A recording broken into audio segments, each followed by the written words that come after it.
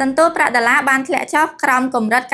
99.5 នៅថ្ងៃប្រហ័សដោយធ្លាក់ចុះជាលើកទី 4 ជាប់គ្នាដល់កម្រិតទាបបំផុតក្នុងរយៈពេលជិត 2 សប្តាហ៍ដែលត្រូវបានដាក់សម្ពាធ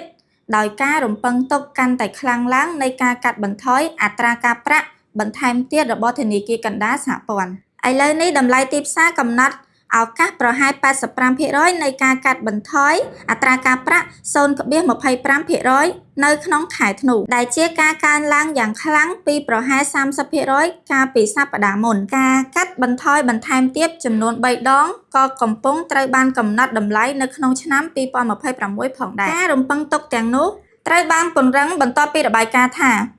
នាយកក្រុមប្រឹក្សាសេដ្ឋកិច្ចជាតិនៃសេតវិមានលោក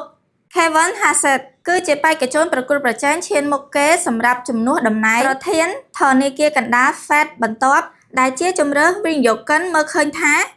ស្របនឹងចំណង់ចំណូលចិត្តរបស់ប្រធានាធិបតី Donald Trump ដែលចង់ឲ្យអត្រាការប្រាក់ទាបទន្ទឹមនឹងនេះទិន្នន័យនៅថ្ងៃពុធបានបង្ហាញថាការទាមទារសំណងភាពគ្មានការងារធ្វើដំបូងបានធ្លាក់ចុះដោយមិននឹកស្មានដល់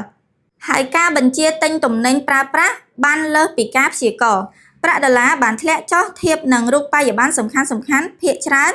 ដោយបានប្រកាសពីការធ្លាក់ចុះច្រើនបំផុតធៀបនឹងប្រាក់ដុល្លារណូវែលសេឡង់និងដុល្លារអូស្ត្រាលីបរិមាណជួញដូរត្រូវបានគេរំពឹងថា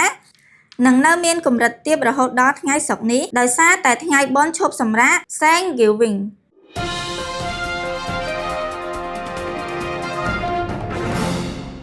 តម្លៃមាសបានធ្លាក់ចុះត្រឹមប្រហែល $4,150 នៅក្នុង1អោននៅថ្ងៃប្រហ័សប៉ុន្តែនៅស្ថិតនៅជិតកម្រិតខ្ពស់បំផុតក្នុងរយៈពេល2សប្តាហ៍ខណៈដែលវិនិយោគិននៅតែបន្តរំពឹងថាធនាគារកណ្ដាលសហរដ្ឋអាមេរិកនឹងបន្ថយអត្រាការប្រាក់នៅខែក្រោយទិន្នន័យថ្មីៗបានបង្ហាញថាការទាមទារសំណងគ្មានការងារធ្វើដំបូងមានកម្រិតទាបគួរឲ្យភ្ញាក់ផ្អើលហើយការបញ្ជាទិញទំនិញប្រើប្រាស់គឺខ្លាំងជាងការរំពឹងទុកប៉ុន្តែនេះមិនបានរារាំងការរំពឹងទុកសម្រាប់ការកាត់បន្ថយអត្រាការប្រាក់នោះទេដោយការគ្រប់គ្រងលើទំនុកចិត្តអត្រាការប្រាក់ទាបទីប្រឹក្សាសេដ្ឋកិច្ចសំខាន់របស់ប្រធានាធិបតីលោក Donald Trump គឺលោក Kevin Hassett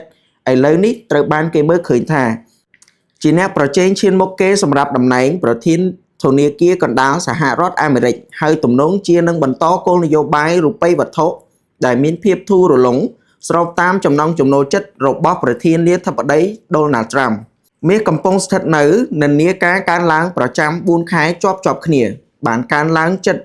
60% នៅឆ្នាំនេះ